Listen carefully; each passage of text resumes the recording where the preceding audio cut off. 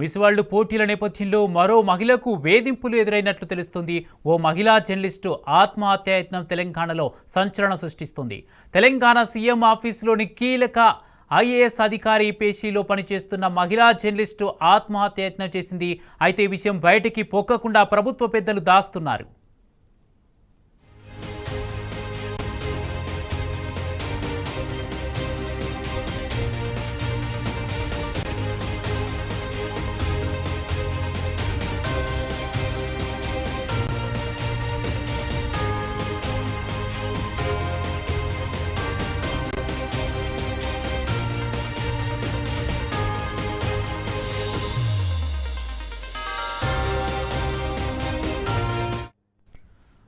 Miss world పోటీల నేపథ్యంలో మరో మహిళకు వేధింపులు ఎదురైనట్లు తెలుస్తోంది. ఓ మహిళా జర్నలిస్టు ఆత్మహత్యాయత్నం తెలంగాణలో సంచలనం సృష్టిస్తోంది. తెలంగాణ సీఎం ఆఫీసులోని కీలక ఐఏఎస్ అధికారి పేషీలో పనిచేస్తున్న మహిళా జర్నలిస్టు ఆత్మహత్యాయత్నం చేసింది. అయితే విషయం బయటికి పొక్కకుండా ప్రభుత్వ పెద్దలు దాస్తున్నారు.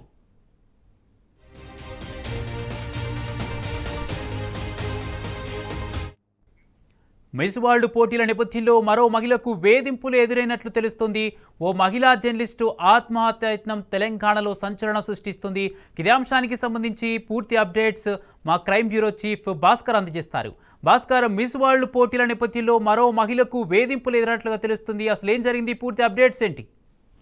మిస్ వరల్డ్ పోటీల నేపథ్యంలో మరో మహిళకు వేధింపులు జరిగాయి. తెలంగాణలో సంచలనం సృష్టిస్తున్నటువంటి జర్నలిస్ట్ ఆత్మహత్యాయత్నం ఇప్పుడు ఇవాళ కొన్ని పేపర్లలో కూడా రావడం జరిగింది. సీఎంఓలో, తెలంగాణ సీఎంఓలో కీలక ఐఏఎస్ అధికారి పేషీలో పనిచేస్తున్న మహిళా జర్నలిస్టు ఆమె ఆత్మహత్యాయత్నానికి కూడా పాల్పడింది.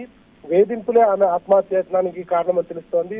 శుక్రవారం నాడు ఆమె బాత్రూమ్ కడిగేటువంటి హార్పిక్ ను తాగి ఆత్మహత్యాయత్నం చేసింది. ఆ ఐఏఎస్ అధికారితో గత కొన్ని రోజులుగా సఖ్యతగా ఉంటుంది. ఆమె కొన్ని రోజులుగా వాళ్ళిద్దరు కలిసి ఉంటున్నట్టుగా కూడా తెలుస్తా ఉంది. అయితే ఈ సంబంధం బయటపడటంతోనే ఆమె ఆత్మహత్యాయత్నం చేసిందా, లేదంటే వేరే ఏదైనా కారణం ఆమె తెలియాల్సిన అవసరం కనిపిస్తోంది.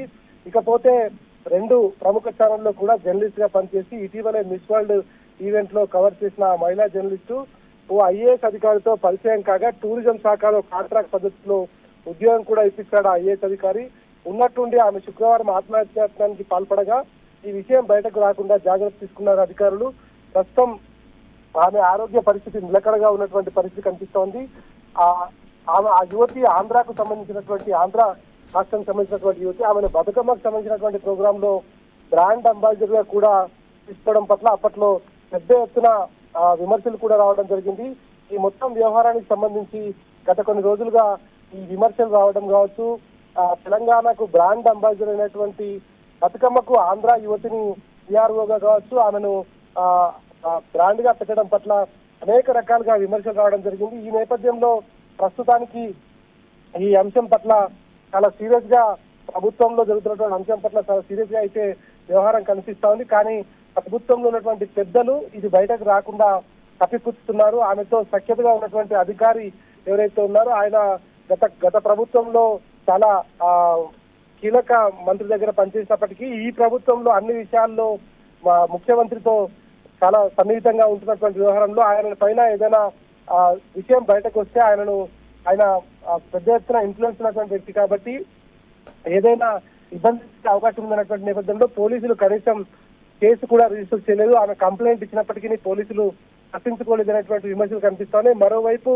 ఆ మహిళా జర్నలిస్టు బతుకమ్మకు సంబంధించినటువంటి అంశంలో ఆమెను పిఆర్ఓగా పెట్టి, బ్రాండ్ అంబాసిడర్ గా పెట్టి మంత్రులు కొండా సురేఖ, సీతక్కలు, జూపల్లి కూడా సాక్షాత్తు స్టేజ్ పైన కూర్చోబెట్టి ఆమెతో మాట్లాడించడం, ఆమెను తెలంగాణ బతుకమ్మకు పిఆర్ఓ కావచ్చు, బ్రాండ్ అంబాసిడర్ కావచ్చు, ఒక ఐకాన్ గా ఉన్నటువంటి బతుకమ్మ పట్ల ఆంధ్ర యూత్ని పెట్టడం పట్ల పెద్ద ఎత్తున విమర్శలు కూడా వచ్చాయి. మరోవైపు పెద్ద ఎత్తున ఆ డిపార్ట్మెంట్ కు డబ్బులు ఇవ్వడంలో ఆ డిపార్ట్మెంట్ లో ఉన్నటువంటి ఐఏఎస్ అధికారి పూర్తిగా ఆమెకు సన్నిహితంగా ఉండడం కాకుండా కొన్ని రోజులుగా వాళ్ళిద్దరూ బయట కూడా కొన్ని ప్లేసెస్ లో తిరిగి వచ్చినట్టుగా విమర్శలు వినిపిస్తున్నటువంటి నేపథ్యంలో ఇప్పటికైనా ప్రభుత్వంలో ఉన్నటువంటి సీనియర్ ఐఏఎస్ అధికారులు కావచ్చు, ఇటు ఐపీఎస్ అధికారులు కావచ్చు, వాళ్ళ బండారాలు ఒక్కొక్కటి బయటపడుతున్నటువంటి పరిస్థితి కనిపిస్తోంది. గత ప్రభుత్వంలో ముఖ్యమంత్రిగా కేసీఆర్ సందర్భంలో అడ్మినిస్ట్రేషన్ డిపార్ట్మెంట్ కావచ్చు, అడ్మినిస్ట్రేషన్ ఆఫీసర్లు కావచ్చు ఎంత పద్ధతిగా ఉన్నారో ఇవాళ వాళ్ళ స్వేచ్ఛకు పూర్తిగా అడ్డు అదుపు లేకుండా పోతుంది. వాళ్ళు ఒక మంచి పొజిషన్ లో ఉండి ఇట్లాంటి వ్యవహారాన్ని చేయడం పట్ల ఏం సందేశం ఇస్తారనేటువంటిది కూడా చెప్పాల్సిన అవసరం కనిపిస్తోంది. సీనియర్ ఐఏఎస్ అధికారిగా ఉన్నటువంటి ఆయన ప్రభుత్వంలో కీలక వ్యక్తిగా ఉన్నాడు. ఆ అమ్మాయితో కాకుండా గతంలో అనేక మంది యువతులతో ఆయన అసభ్యంగా ప్రవర్తించడం, వాళ్ళతో బయటకు తీసుకెళ్లడానికి వాళ్ళను ప్రేరేపించడం ఇట్లాంటివి అనేటివి కూడా చేస్తా ఉన్నారు. ఈ నేపథ్యంలో ప్రస్తుతానికి ఇది సంచలనంగా మారినటువంటి పరిస్థితి కనిపిస్తోంది. ఆ ఐఏఎస్ అధికారితో గత రోజులుగా ఆమె సహజీవనం చేస్తున్నట్టు వార్తలు కూడా వస్తున్నాయి. దాంట్లో ఇంకా అది క్లారిటీ లేదు. కానీ ప్రస్తుతానికి ఈ నేపథ్యంలోనే ఆమె ఆత్మహత్య చేసుకుందా లేదంటే ఇంకా ఇతర ఏదైనా కారణాలు తెలియాల్సినటువంటి అవసరం కనిపిస్తోంది.